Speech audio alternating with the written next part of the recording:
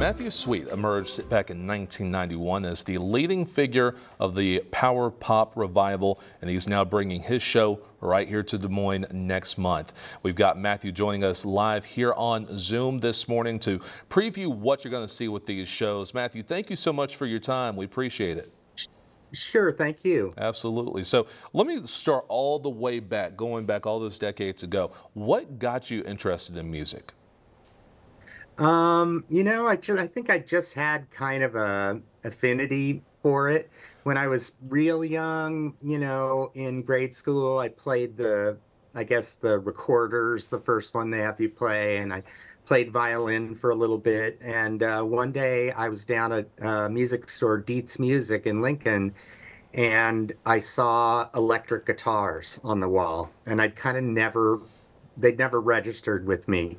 And so I was like, wow, those are really cool looking. So I went to the band, I guess, stage band guy at my grade school.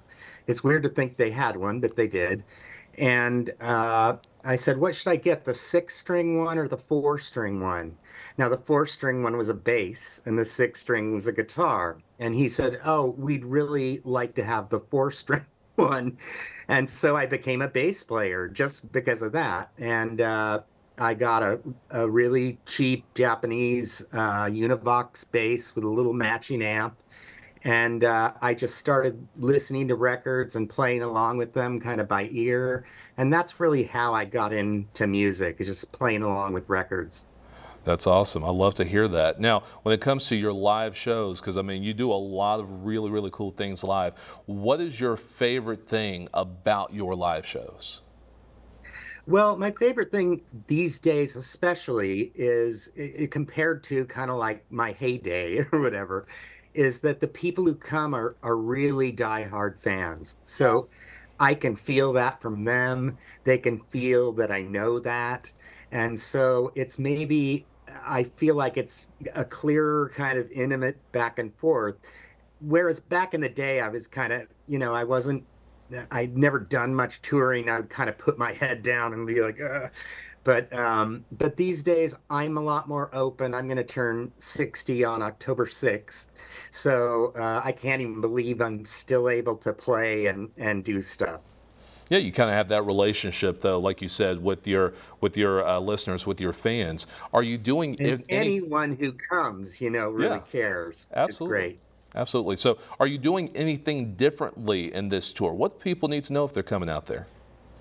Okay, well, the most different thing is we're doing these shows with an acoustic trio. So it's myself and Adrian Carter is singing backgrounds and playing acoustic, and my friend Paul Chastain is also playing acoustic, might play a little bass through the PA.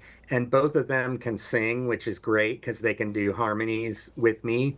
But it's mostly just unique because I've never really done any touring or played clubs as an acoustic trio. I've done a load of, appearances on, radio and TV and streaming things where we play some acoustic songs, but I don't think I've ever done it for like my audiences out in the world. So it's gonna be a new thing and kind of fresh for us for these next couple months. Now, Matthew, we're very, very limited on time. So can you tell people when and where they can come check you out here in Des Moines? Yes, it's the Temple Theater. Um, I think it's kind of a new theater, and it sounds like it'll be great for us because it's sort of small and intimate, which is great for the acoustic thing. I cannot tell you the location of the temple, but maybe people will know when I say it. Yep, for sure. People are going to know. All right, we will make sure that, of course, keep people updated online as well. Matthew, thank you so much. We appreciate your time. Thank you. Let's go Thank ahead and you. take Have a great day. absolutely.